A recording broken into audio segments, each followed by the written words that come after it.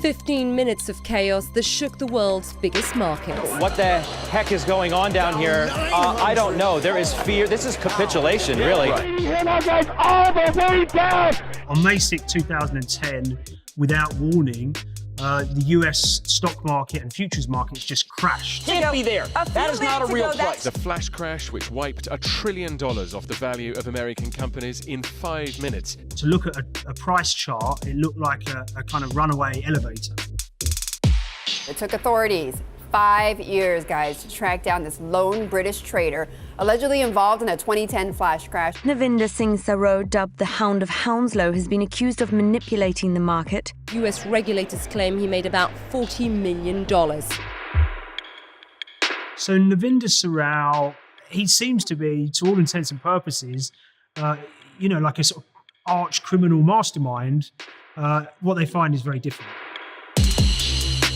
We're in a working class neighborhood about 11 miles from the city center in the financial district. It was hard to believe somebody trading this size was just a lone trader, but that's where we were. I think it's ridiculous to say that this guy in this house in the suburbs in England took down the market? It's ridiculous. You know, if you really did, as the U.S. prosecutors allege, make $40 million, 3 people have now said to me, well, then why the heck is he still living on our street? On the one hand, he was a kind of common cheat. He purposefully manipulated the markets. On the other hand, he's this kind of genius kid from the wrong side of the tracks. He just decided to almost stick 2 fingers up at the man and the establishment. And I think everyone can kind of relate to wanting to do that.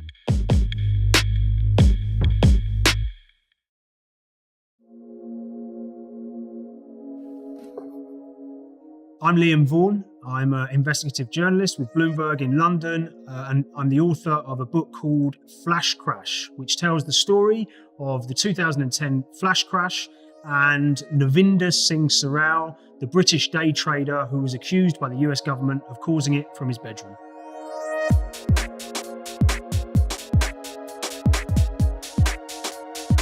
So Navinder Sarao was, in a lot of ways, quite an ordinary kid from a working class neighbourhood underneath the Heathrow flight path. Had a bit of a gob on him, was always very kind of fast and quick-witted, but also a little bit quick to kind of anger. He had this gift for multiplication and for rapid thinking and for arithmetic. After university, he opens a newspaper, and it's the Evening Standard, and there's an advert in there which says, "Wanted futures traders must work well under pressure," which, as you can imagine, is not how they typically recruit, staff at JP Morgan. But this was a job at these kind of fledgling entities that were known as arcades at that point in time. All the learning takes place on the trading floor among some of the best traders in Europe. Essentially, you eat what you kill. And that's something really powerful when you're seeking a career where you make your decisions and profit on those decisions on a daily basis. So Futex is above a Waitrose supermarket. It's about 45 minutes outside of the city of London, miles away from the skyscrapers of the city and Canary Wharf. At first it's a fairly shabby office, which has got connections to the world's commodities exchanges. Now, Nav had this kind of background in computer games. He was incredibly focused and gifted at games like Halo and FIFA. He was able, he found, to sit for hours and hours at a time, just focusing on one task until he'd mastered it. Fast forward, a couple of years, and Navinder is almost like a kind of enigmatic figure at Futex. He has decided that he can't stand the disruption of his colleagues chatting amongst themselves, getting very excited with market moves. So he moves himself to a desk completely isolated where he can work on his own. He buys himself a pair of ear defenders. They're not headphones, they're literally ear defenders of the type that road workers use. To the other traders there, lots of them, wannabe traders, he was almost like a godlike figure, because they would see how much money he was making, the size of the trades that he was placing, and it was just a complete mystery to them how he was able to do it.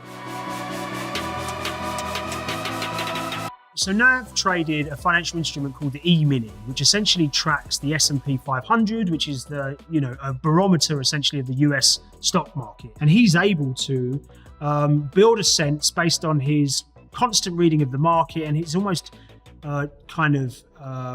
preternatural ability to determine whether he thinks the market's about to go up or down based on what's happening and the orders that are entering and leaving the market.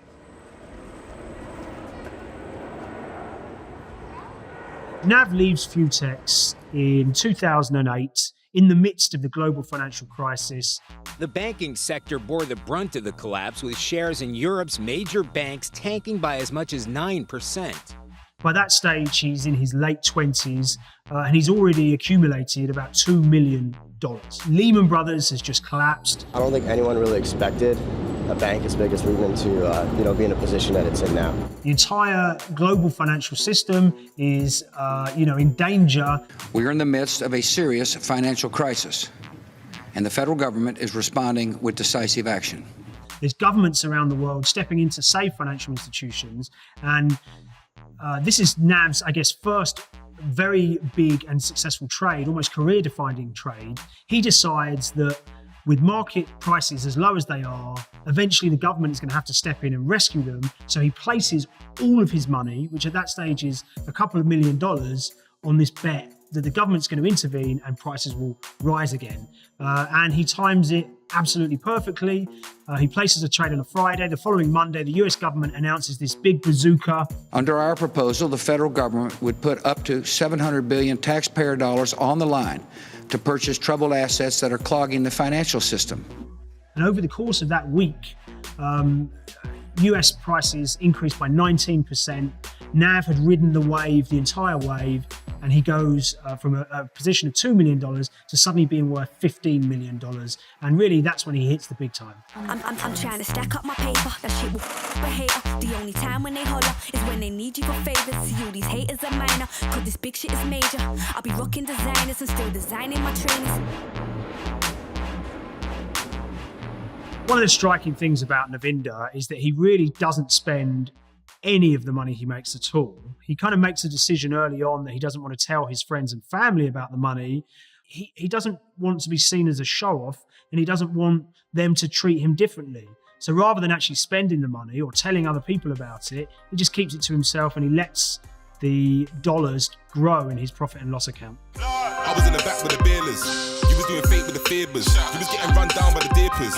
We were the ones with the tapers. You can't go to the ends. Never. Me, I'm there in my slippers. You would have thought that Nav would be delighted at the money that he's made and his position and how successful he is. But there's something that's frustrating and bugging him, and that is the arrival in the markets of this kind of new breed of participant that are known as high-frequency traders. So what is high-frequency trading? Well, high-frequency trading is where the markets have evolved to. So people have written rules that would normally be executed in a human being's brain into the computer, and they trade at very high frequencies, because at high speeds, because the computers and the communications lines allow them to. They buy stocks just before other people do, and then resell them at a small increase, pocketing the tiny profit. So what's happening is a kind of skim. People are getting scalped in the market. Well, for Nav, he wasn't so interested in the kind of equality of the markets. He was more frustrated that his profits and his ability to kind of make money was getting squashed by these robots. We have executed 21 million shares already. Wow, and we are not even 3 minutes in. So in 2009, 2010, he makes this kind of fateful decision that he's going to build his own robot that's going to fight back against the HFT firms. And what he was planning to do was to essentially manipulate the market. And after a few, teething problems, it starts to work incredibly well. From his bedroom, he's able to routinely nudge the world's second largest futures market. He could quite easily make $500,000 in a day. In the week before the flash crash, on one day he made $400,000. The next day he made $800,000. And if you can imagine, he lives in Hounslow. His parents' house is worth, $300,000, and he's making 3 times that amount every single day.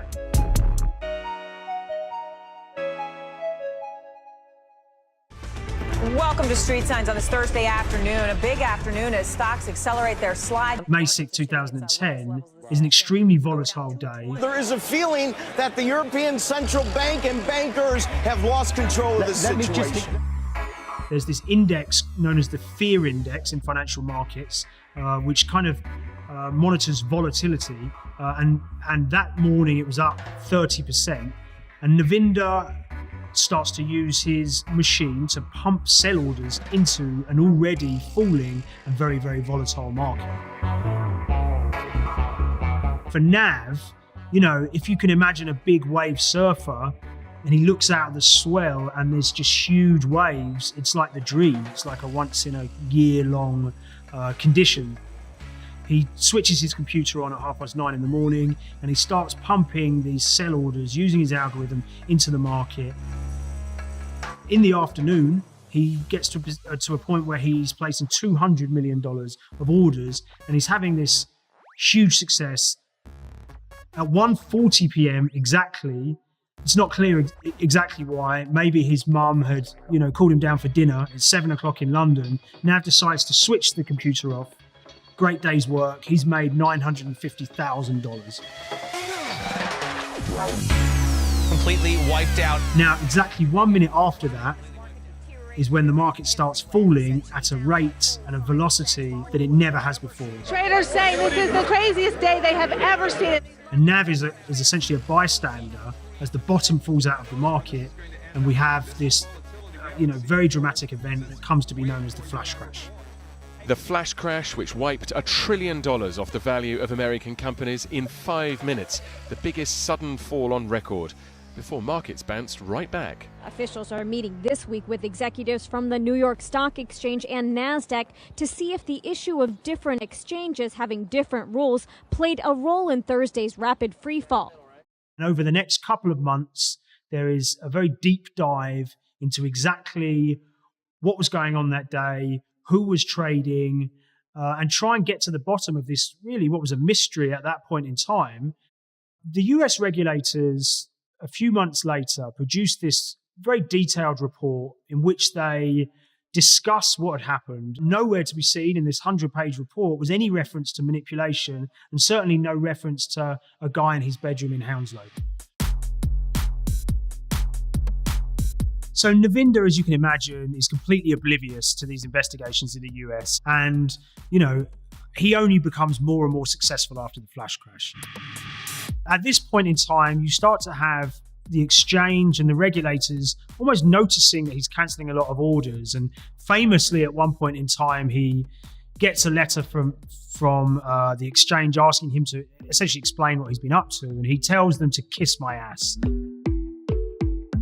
Ultimately, it wouldn't be the regulators that would catch Nav. It would be someone more like him, another day trader, who was operating not out of his bedroom, but in a small firm in Chicago, who was back testing his own software and happened to notice that on the day of the flash crash, there were all these weird blocks of orders that were entering and then leaving the market. And he blows the whistle and the information arrives at the CFTC.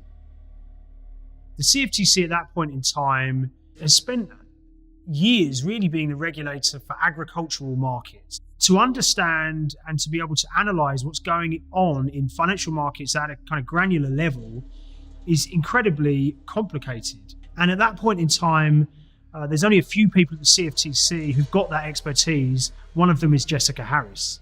Can I get like an emissary, like a stand-in? No.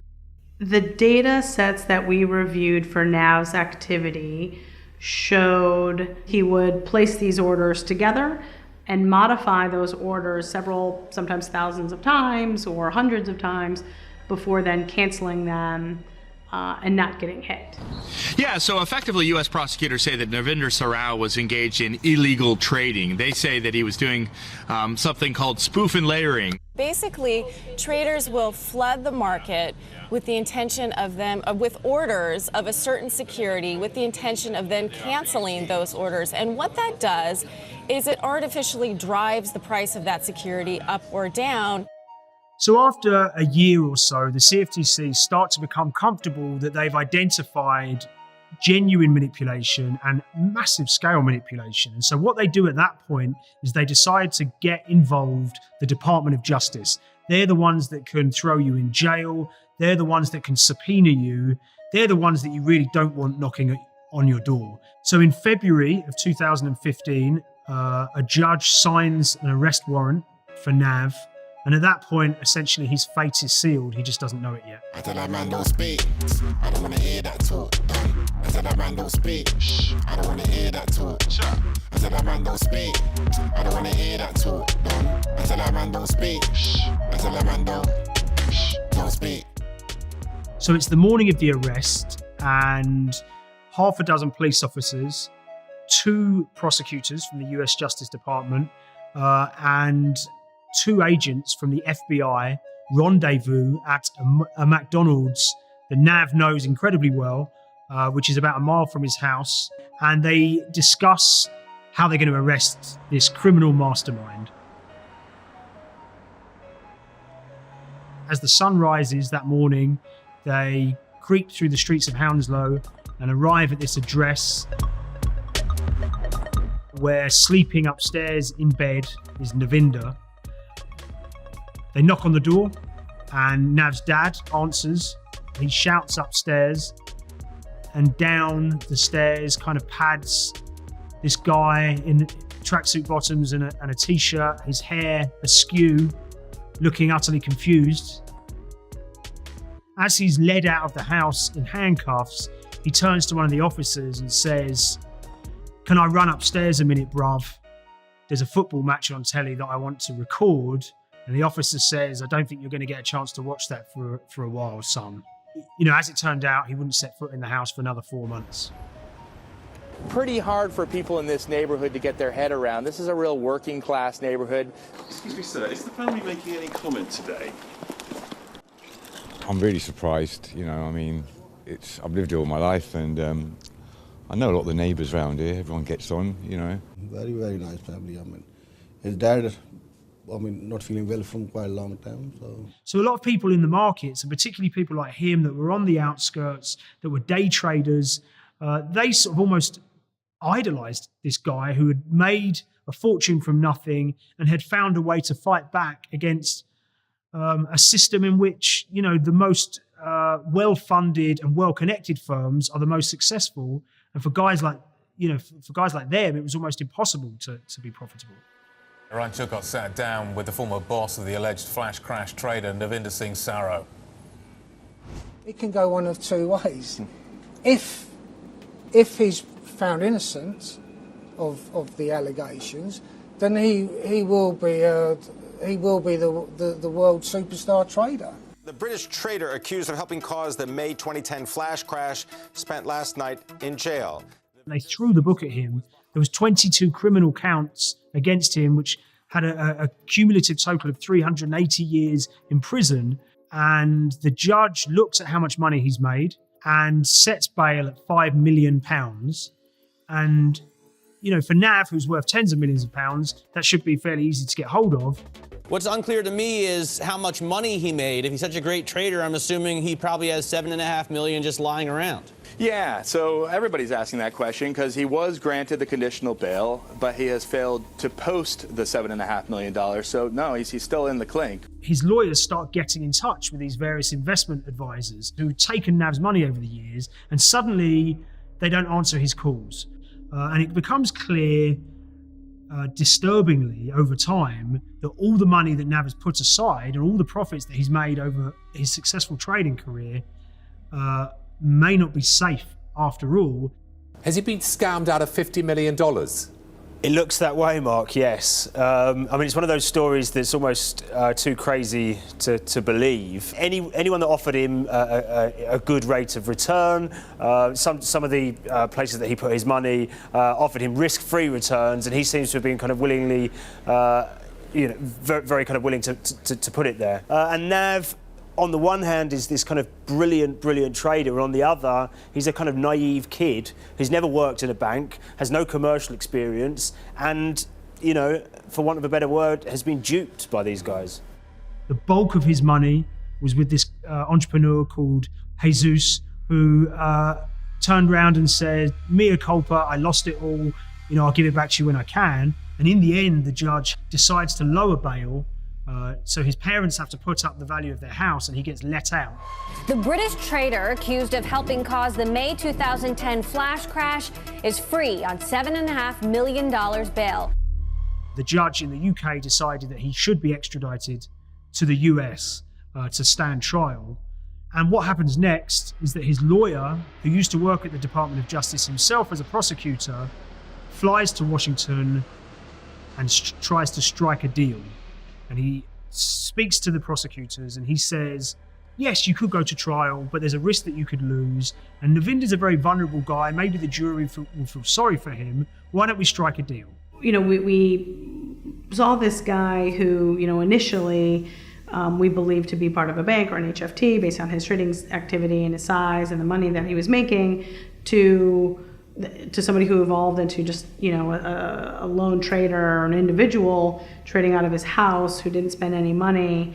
And it was, I think, difficult to see what that motive was for him. And so the DOJ, weighs it up and ultimately agrees to that. And then he pleads guilty.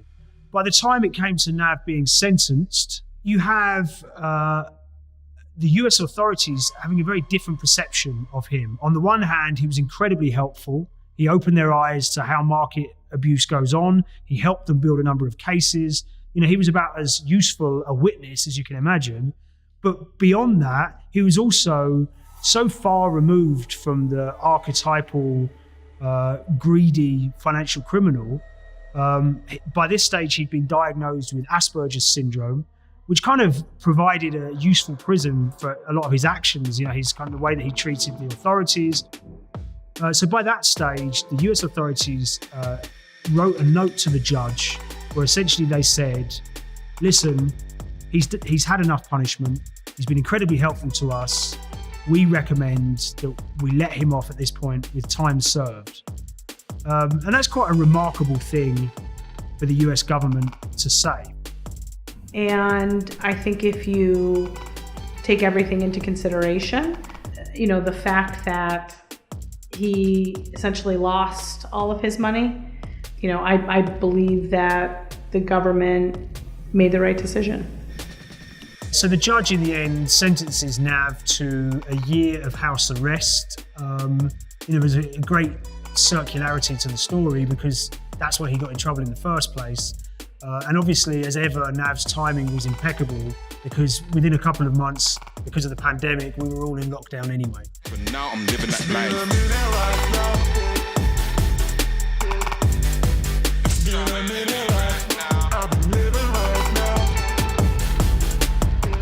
I traced Nav's finances very closely, and over the course of his trading career, he made in the region of $70 million.